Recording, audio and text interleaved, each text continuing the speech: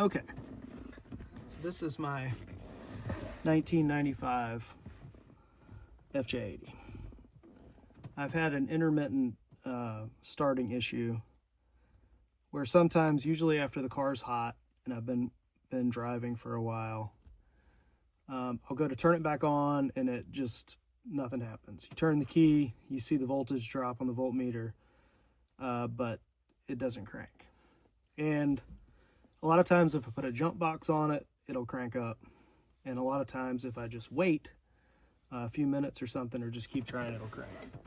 So I've started digging into all this, and you can see here where all these splices are. Obviously someone has lengthened these wires for some reason. You can see here where this has just been twisted together and it was taped up. Here there's a little bit of solder, but I don't know if there was another wire spliced into this, or if these are just the wire ends twisted together and then it's soldered badly. You see up here you got another joint that looks like it has a little bit of solder on it, but not all the way. But the weird thing is, what I'm wondering is, if you look here, I've got a clip here and a clip here.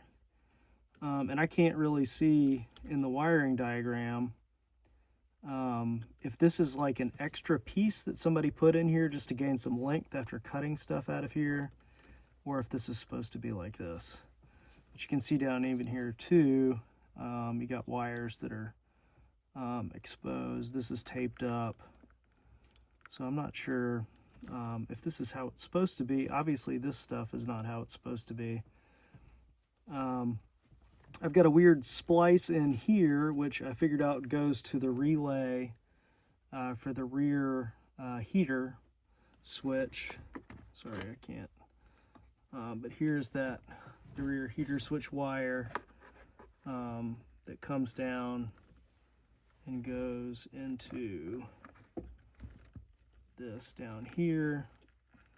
So I'm really not sure if this is supposed to be this way, or if this is just put in here to add length. But the only thing I can tell that this has in it, that this plug here and this plug here that goes to the ignition, the only thing that I can tell that's in this part that's not in the rest is that rear heater controller, which I don't have the rear heater hoses hooked up now, so I don't need that. I'm wondering if I can just fix, solder these back together properly, and then just plug these two together and leave this out, because this is obviously adding extra,